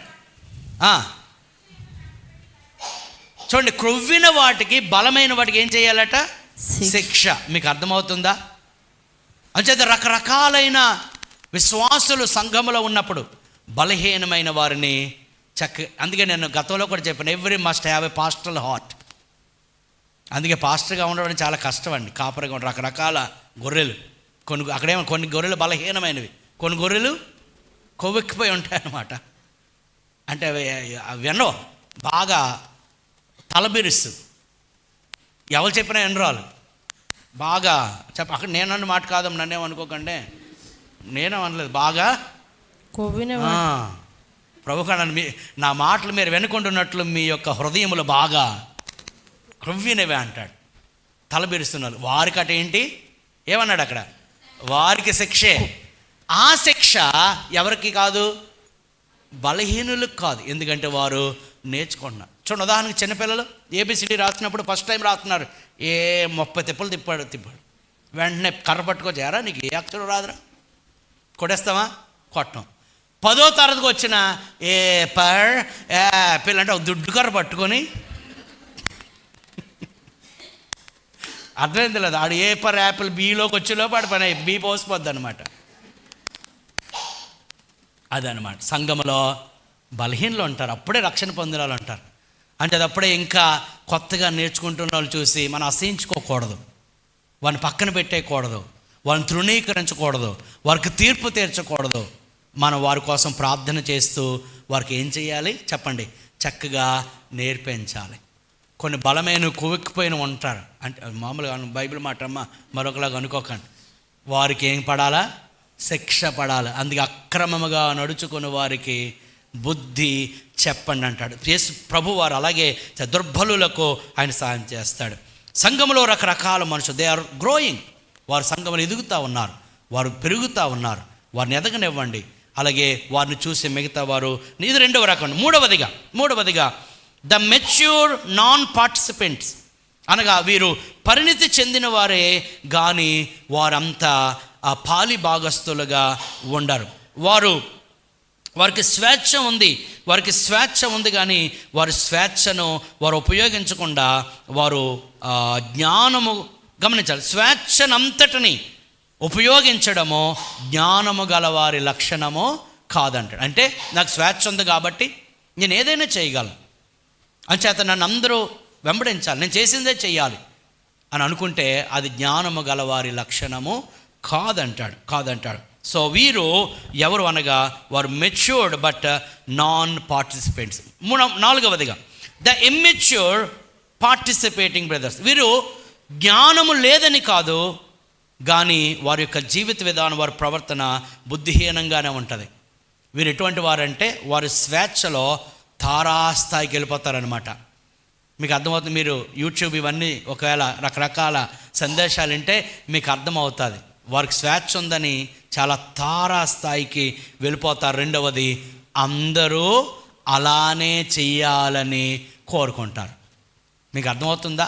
అంటే మరలా ఒకవేళ తెల్లని వస్త్రాలు వేసుకోవడం అనేది నాకు ఇష్టం అనుకోండి, దానిలో ఎక్స్ట్రీమ్కి వెళ్ళిపోయి వాళ్ళు ఏమంటారంటే అందరూ ఇలానే ఉండాలి అని అంటే గనక అక్కడ ఏమంటాడంటే ఆయన, వీరు సంఘమును అనగా సార్వత్రిక సంఘమును వారు గాయపరిచి నూతన క్రైస్తవులు దేవుని యొద్దకు రావడానికి వీరు ఎలాగుంటారంట, ఆటంకంగా ఉంటారు. మీకు అర్థమవుతుందా?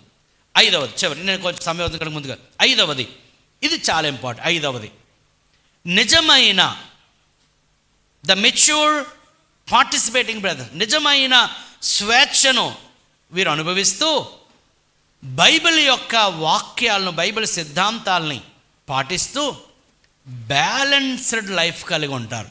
They will not go for extreme. సమతుల్యత, పరిపక్వత కలిగిన క్రైస్తవులు, వివేకము కలిగిన క్రైస్తవులు, ఒకవైపు స్వేచ్ఛను కలిగి ఉంటూనే చరిత్రనాలు వీరు ఎవరికి ఇబ్బందికరముగా ఉండరు. మీరు కొంచెం ఆలోచిస్తే అని అర్థం, ఎవరికి ఇబ్బందికరంగా ఉండరు, ఎవరి విశ్వాసానికి ఆటంకము కలిగించేటట్టుగా ఉండరు. అదే టైంలో అందరూ నన్ను ఫాలో అవ్వాలని కూడా వారు కోరుకోరు. They use their wisdom. ఎప్పుడు స్వేచ్ఛను ఉపయోగించాలి, ఎప్పుడు నేను మాట్లాడాలి. చూడండి, కొంతమంది మాట్లాడతారు, అది దాని పద్ధతి పాడు, సడన్గా ఏదో మాట్లాడుతుంటారు. ఎస్, యూ హ్యావ్ ఫ్రీడమ్, కానీ ఎప్పుడు ఎలా మాట్లాడాలో తెలుసుకోవాలి. అందుకే మనుషులకి ఎంత నాలెడ్జ్ ఉన్నా విజ్డమ్ అనేది చాలా ఇంపార్టెంట్. నాలెడ్జ్కి విజ్డమ్కి ఏంటి తేడా? జ్ఞానానికి వివేకానికి ఏంటి తేడా? జ్ఞానము ఇట్స్ ఓవరాల్ కదా, కానీ వివేకము ఆ జ్ఞానాన్ని ఎలాగా ఉపయోగించాలి. ఉదాహరణకి స్త్రీలు వంటలో ఉన్నప్పుడు కదా, ఏమంటే వంటగది నిండా రకరకాల ఇంగ్రీడియంట్స్ అని అంటారు, రకరకాల పదార్థాలు ఉంటాయి. కానీ ఒక వంట వండడానికి ఏది ఎంత వేయాలి జ్ఞానం ఉంది. ఎప్పుడు ఉపయోగించాలో అప్పుడే ఉపయోగించాలి. దేవుని సేవకులతో ఎలా మాట్లాడాలో, తోటి సహోదరులతో ఎలా మాట్లాడాలో. కొంతమంది సేవకులతో వాళ్ళు ఇష్టం వచ్చిన మాట్లాడుతుంటారు, అలా మాట్లాడకూడదు. దేవుని సేవకులు దేవుని చేత ప్రతినిధులు వారు. వాళ్ళు మన సంఖ్యలో పిల్లవాళ్ళలాగా మనం మాట్లాడకూడదు. వాళ్ళకి దేవుని సేవకులు దేవారు రెట్టింపు సన్మానానికి పాత్రలు వారు. అలాగే తోటి సహోదరులతో ఎలా ఉండాలి, తోటి స్త్రీలతో ఎలా ఉండాలి, అలాగే ఒక పురుషుడు స్త్రీలతో ఎలా వ్యవహరించాలి. అపోస్తలుడైన పౌలు చెప్పాడండి, వీరెవరు అనగా మెచ్యూర్ క్రిస్టియన్స్. దాని స్తోత్రం కలుగునగా. ఎవరండి వీరు? మీకు అర్థమైందా? ఇప్పుడు ఏమవుతుంది సంఘములో? ఈ నేను చెప్పే విధానం అంటే మీకు అర్థమైతే గమనించండి. సంఘములో ఏమవుతుంది? బలహీన దశలో ఉన్న విశ్వాసులు చెప్పండి నెమ్మదిగా బలమైన పరిణతి కలిగిన విశ్వాసులుగా తీర్చిదిద్దబడుతున్నారు. దీని స్తోత్రం కలుగునగా. వీరెవరు అనగా వీరు ఇతరులకు ఆటంకంగా ఉండరు, ఇతరులకు ప్రోత్సాహకరంగా ఉంటారు, ఇతరులకు క్షమాభివృద్ధిని కలిగించి చివరికి సంఘము వారి ద్వారా క్షమాభివృద్ధి చెందుతాం. సో సంఘాల్లో ఎవరుంటారు చెప్పండి? బలహీనులైన వారు ఉన్నారు. బలహీనతలో నుంచి నెమ్మదిగా బలమైన విశ్వాసులుగా తీర్చిదండి. అప్పుడే రక్షణ పొందిన వారు ఉన్నారు.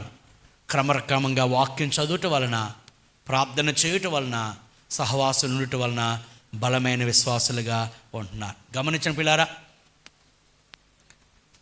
మనందరము కలిసి దేవుని చిత్తాన్ని మనము పాటించాలి. దేవుని వాక్యానుసారముగా ఏది లేకపోయినా దాన్ని విడిచిపెట్టాలి.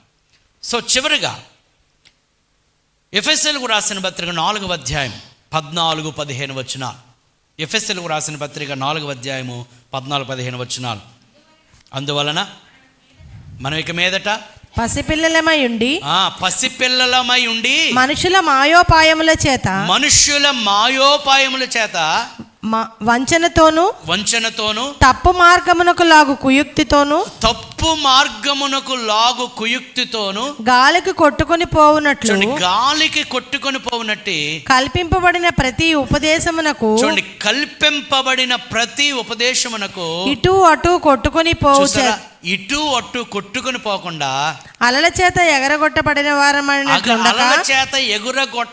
వారమైనట్లుండక ప్రేమ కలిగి సత్యము చెప్పుచు క్రీస్తు వలె ఉండుటకు. చూడండి, క్రీస్తు వలె ఉండుటకు మనం అన్ని విషయములలో ఎదుగుదము.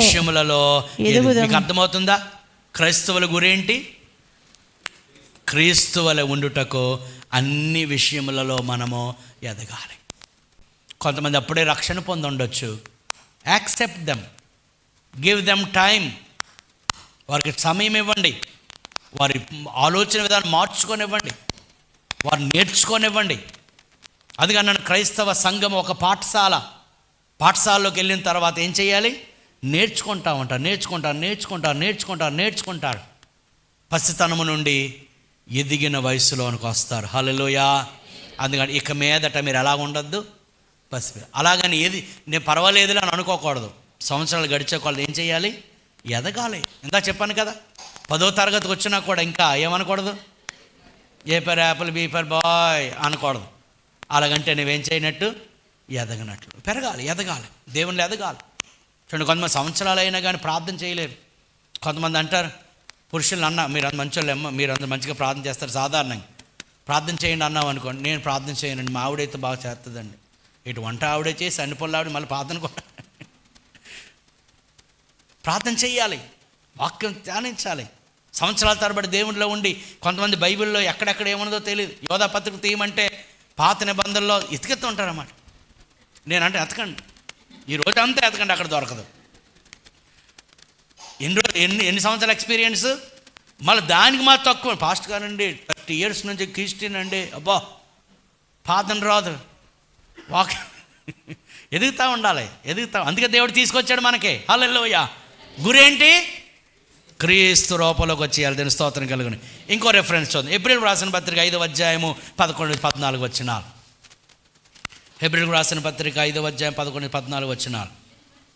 ఇందుని గురించి మేము చెప్పవలసినవి అనేక సంగతులు గురించి మేము చెప్పవలసిన అనేకములు ఉన్నవి గాని వినుటకు వినడానికి మందులైనందున వాటిని విశదపరచుట కష్టము. కాలమును బట్టి చూడండి, కాలమును బట్టి చూచితే మీరు బోధకులుగా ఉండవలసిన వారు ఉండగా దేవోక్తులలో మొదటి మూల పాఠములను ఒకడు మీకు మరలా బోధింపవలసి వచ్చెను. మీరు ఏమైపోవాలి?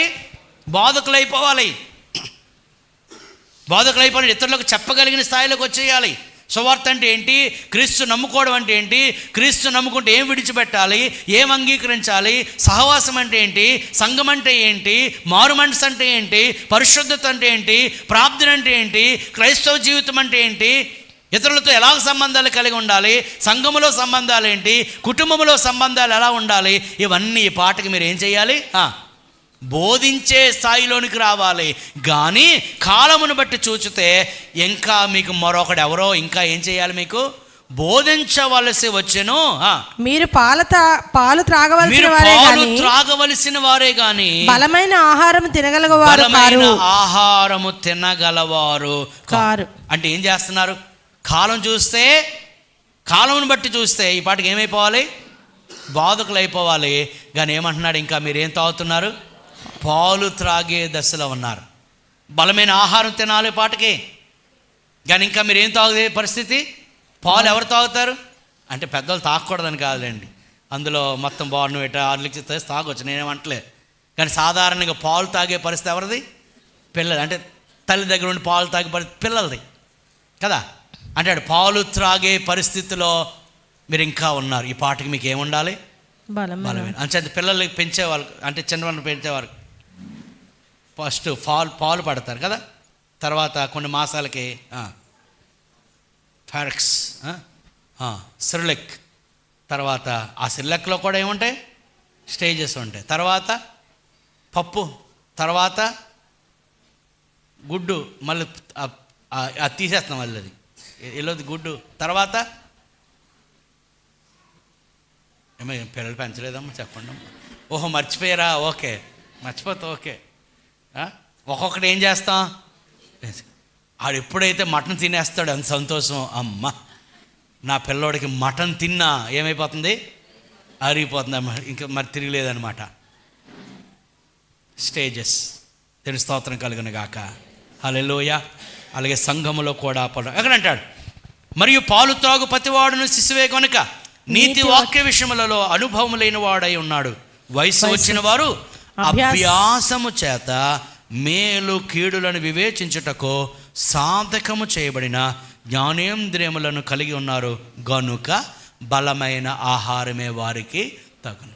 సో పిల్లల్లాగా ఏ ఉపదేశం పడితే ఆ ఉపదేశానికి చెవి యొక్కకూడదు. లోకంలో చాలా రకరకాల బోధలు ఉన్నాయి. వాళ్ళు ఇలా చెప్పారండి, వీళ్ళు ఇలా చెప్పారండి అని అంటారు. నేను అంటాను, వాళ్ళు ఏదైనా చెప్పని, అది వాక్యానుసారం అయితే పాటించు, అది వాక్యానుసారం కాకపోతే ఎంత గొప్ప సెలబ్రిటీ స్పీకర్స్ బోధించినా వినవలసిన, పాటించవలసిన అవసరం లేదు. హల్లెలూయా. ఎందుకు అనంటే అందరికంటే ముఖ్యమైనది దేవుని యొక్క వాక్యం. అది ఎవరైనా పాటించాల్సిందే. అది అంటాడు, ఇక్కడ అంటాడు శిశువు, వయసు వచ్చిన వారు. శిశువుగా ప్రారంభించాం క్రైస్తవ జీవితాన్ని. అలా అందరూ వింటున్నారండి? శిశువుగా ప్రారంభించాం క్రైస్తవ జీవితాన్ని. దినములు గడిచే కొలది ఎలాగా? ఎదిగిన వారుగా ఉండాలి. దేవుని స్తోత్రం కలుగును గాక. We must be matured enough. We must be matured enough to know what is good and evil. To discern ఆ మంచి ఏటో చెడేటో, ఎటువైపు వెళ్ళాలో ఎటువైపు వెళ్ళకూడదో, ఏది చేయొచ్చో ఏది చేయకూడదో, వేటిలో స్వేచ్ఛ ఉందో వేటిలో నాకు స్వేచ్ఛ లేదో, ఏవి చేయదగినవో ఏవి చేయదగనివో మనం తెలుసుకుంటే ఇప్పుడు ఏమవుతుంది? ఈ రీతిగా ఒక మెచ్యూర్డ్ క్రైస్తవులుగా సమాజంలో ఉన్నప్పుడు ఇప్పుడు చెప్పండి, అనేక మంది ప్రభు యొద్దకు వస్తారు. దీని స్తోత్రం కలుగును గాక. ఈరోజు క్రైస్తవ్యానికి సమస్య ఎవరు తెలుసా? Immature Christian. తెలిసింది ఎంత? కొన్నిసారి నాకు విచిత్రంగా కనీసం ఒకసారి బైబిల్ చదువుతారో లేదో తెలియదు, కానీ అందరిని విమర్శించుకుంటా కూర్చుంటారు. నేను వాళ్ళకి ఒకటే అంటాను, నువ్వు ఒకసారి బైబిల్ చదివావా? లేదండి, వాళ్ళది ఒకటే చదవా. ముందు బైబిల్ చదివి, బైబిల్ చదివితే అప్పుడు వాళ్ళని విమర్శించడానికి కొంచెం నీకు జ్ఞానమైన వస్తుంది. అందుకంటాడు అభ్యాసం. అక్కడ అన్నాడా లేదా? అభ్యాసం. అభ్యాసం అంటే ప్రాక్టీస్, ప్రాక్టీస్, ప్రాక్టీస్. చదవాలి, వినాలి, ధ్యానించాలి, అధ్యయనం చేయాలి, సహవాసాలు ఉండాలి, దేవునిలో ఉండాలి, సంఘంలో ఉండాలి. మనం అలాగూ ఎదిగి దేవుని, మన గురి క్రీస్తు యొక్క స్వరూపంలోనికి మనం రావాలి. సో కంక్లూజన్లో నిజమైన శిష్యుడు రూల్స్ అండ్ రెగ్యులేషన్స్ బట్టి కాదు, క్రీస్తు యొక్క మూల పాఠములను బట్టి జీవిస్తాడు. క్రీస్తు చిత్తమును బట్టి, క్రీస్తు యొక్క ఉద్దేశం బట్టి క్రైస్తవుడు జీవించాలి. ఇది క్రీస్తు చెప్పాడా? ఓకే, నేను పాటిస్తాను. ప్రభు చెప్పలేదా? నేను దీన్ని పాటించను. దేవుని వాక్యానుసారమా? అయితే పాటిస్తాను. ఇది వాక్యానుసారం కాదా? అయితే నేను పాటించను. ఎందుకంటే అల్టిమేట్లీ మనందరము కూడా ఎవరి మాట వినాలండి? చెప్పండి, చెప్పండి. దేవుని మాట వినాలి. సంఘములో ఉన్న మనము ఇతరులను తృణీకరించొద్దు. వారి యొక్క అలవాటు, దే ఆర్ గ్రోయింగ్, వారు గ్రోయింగ్. చూడండి, పిల్లలు తింటుండగా ఏమంటాం? ఆ మెతుకులు పడేస్తూ ఉంటాం. వెంటనే లెంపక కూడా ఎందుకు అలా అంటావా? అను. ఎందుకు? అసలు తినడమే వారు ఏం చేస్తున్నారు? నేర్చుకుంటున్నారు. సో బలహీనలైన వారిని తృణీకరించకండి. అలాగే క్రమం తప్పిన వారికి మాత్రం శిక్ష ఉంటుంది, కానీ బలహీనులైన వారిని చేర్చుకోండి. అవసరమైతే కొత్తగా రక్షణ పొందిన వారిని మీరు అడాప్ట్ చేసుకోండి. అడాప్ట్ చేసిన ఇంట్లో పెట్టుకోమని దాని అర్థం కాదు. వారికి అప్పుడప్పుడు ఏం చేయండి? కూర్చుని మాట్లాడండి, వారికి బోధించండి. కేవలం ఇది పాస్టర్ గారి బాధ్యతే కాదు. అందుకంటే ఒకరినొకరు ప్రోత్సహించు. ఆ దినము సమీపించుకొలది, మరి ఎక్కువగా కూడుకుంటావు, అలాగూ చేయొచ్చు. ఒకరినొకరు ఏం చేయాలంట? పురుకొలుపు. నీ సహోదరుడు బలహీనుడైనప్పుడు, నీ సహోదరి బలహీనురాలైనప్పుడు వారికి బోధించండి. అక్రమంగా నడుచుకున్న వారి బుద్ధి చెప్పండి. బలహీనులైన వారికి బోధించండి, ప్రోత్సహించండి. గమనించండి, the Christian growth is collective అనగా సంఘముగా మనందరము కలిసి ఎదుగుతున్నాం. దీని స్తోత్రం కలుగును గాక. Hallelujah. The church is collectively growing together. సంఘముగా కలిసి ఎదుగుతున్నాం. ఎవరు బలహీనలు ఉంటే వారికి ప్రోత్సహించండి. ఒకరు ఎవరైనా దేవుని మందిరం రాకపోతే వారికి ప్రోత్సహించండి. ఏమో వారికి ఏ సమస్యలో ఏ శోధనలు ఉన్నారో, ఏ కష్టంలో ఉన్నారో తెలుసుకోండి. వారికి ప్రేమతో చెప్పండి. లేకపోతే వారు ఏమైనా తెలియనివి చేస్తూ ఉంటే చెప్పండి. ఇలా కాదు, అలా చెయ్యాలి, మన దేవుని పిల్లలం, క్రైస్తవులం ఇలా చెయ్యాలి. ఇదేంటి? ఒకరినొకరు క్షేమాభివృద్ధి. Don't waste your time on judging everyone. అందరినీ తీర్పు తెచ్చుకుంటా పోతే చివరికి మనం ఒకలే ఉంటాం కదా. కొన్నిసార్లు అందరిలో కొన్ని రకరకాల లోపాలు ఉంటాయి. ఒక్కొక్కరిలో ఒక్కొక్క లోపం ఉంటుంది. అందరినీ తృణీకరించుకుంటూ వెళ్ళిపోతే ఎవరు మిగలరండి. కొన్నిసార్లు అలాగ ఉంటుందంటే, అనగానే నీ కంటిలో దూలం ఉండగా ఎదుటివాని కంటిలో నలుసు. కంటిలో పెద్ద దూలం ఉంది కానీ ఎదుటివారి తప్పులను ఎన్నుకుంటా ఉంటా. కాదు, you have to mature enough. So అది శిష్యుని యొక్క జీవనం. ఓకే, క్లోజ్ చేస్తున్నా. సో యేసు ప్రభు శిష్యుని అని, ఇతడు క్రైస్తవుడు లేదా ఈమె క్రైస్తవురాలని ఎలా చెప్పొచ్చు? అవుట్వర్డ్ ఎపియరెన్స్ బట్టి కాదు, కానీ వారి యొక్క ప్రవర్తన, జీవన విధానం. దీని స్తోత్రం కలుగునుగా. ఈవెన్ మనం మాట్లాడే తీరు, ఈవెన్ మన డ్రెస్సింగ్ కూడానండి, ఇట్ షుడ్ బి డీసెంట్. అందుకని లోక మర్యాదను బట్టి మన డ్రెస్సింగ్ ఉండకూడదు. It should be very decent, మంచిగా ఉండాలి. ఇంత చెప్పాను చాలా విషయాలు. అలాగే మన హెయిర్ స్టైల్, మన లైఫ్ స్టైల్, మన వాకింగ్ స్టైల్ కదా. ఇంతకుముందు వేరేగా ఉండేది, ఇప్పుడు మారాలి. దేవునికి అనుగుణంగా మనం నడవడిక కలిగి ఉండాలి. మనం కూర్చునే విధానం, మాట్లాడే విధానం, ఈవెన్ నీ కుటుంబంలో నీ భార్య, నీ భర్త, నీ పిల్లలతో నీ ఉండే విధానం, ద లైఫ్ స్టైల్ బ్రింగ్స్ జీవిత విధానమే గొప్ప మార్పుని అవతల వారి జీవితాల్లో తీసుకొస్తుంది. ఇది క్రైస్తవుని యొక్క జీవిత విధానం. సో ఒకటి సువార్త సందేశము, రెండవది బాప్తిస్మము, మూడవది మొదటి మూలపాఠాలు, నాలుగవది మనస్సు మారి నూతనం అవ్వడము, ఐదవది. ఇవన్నీ చూసుకుంటూ ఒక వ్యక్తి యేసు ప్రభు శిష్యునిగా ఎలాగా జీవించారు తెలుసా? ప్రభు పలుమార్లు అన్నాడు, దీనిని బట్టి మీరు నా శిష్యులని లోకం తెలుసుకుంటుంది. దీని స్తోత్రం కలుగును గాక. ఆ మాట చదివి మనం ముగించుకుందాం. యోహాను సువార్త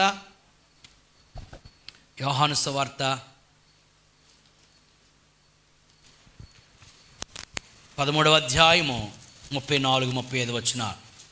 మీరు 34-35 వచనాలు చదువుతారమ్మా. మీరు ఒకరినొకరు ప్రేమింపవలెనని మీకు క్రొత్త ఆజ్ఞ ఇచ్చుచున్నాను, నేను మిమ్మును ప్రేమించినట్టే మీరును ఒకరినొకరు ప్రేమింపవలెను. మీరు ఒకని ఎడల ఒకడు ప్రేమగలవారైన ఎడల దీనిని బట్టి మీరు నా శిష్యులని అందరూ తెలుసుకొందురు. హల్లెలూయా. దేని బట్టి? ప్రవర్తన, జీవన విధానం. నేను చాలా జాగ్రత్త వినాలండి. ప్రకటన, మన ప్రవర్తన మ్యాచ్ అవ్వాలి. చెప్పండి అందరూ. ఏంటి ప్రకటన? కొంతమంది ప్రకటన బాగుంటుంది, ప్రసంగాలకి ఏం తక్కువ లేదు, ప్రకటన బాగుంటుంది కానీ ప్రవర్తన బాగోదు. నీ ప్రవర్తన బాగున్నప్పుడు నీ ప్రకటన చిన్నదైనా ఆ ప్రకటన ఫలిస్తుంది. దేవుని స్తోత్రం కలుగును గాక. హల్లెలూయా.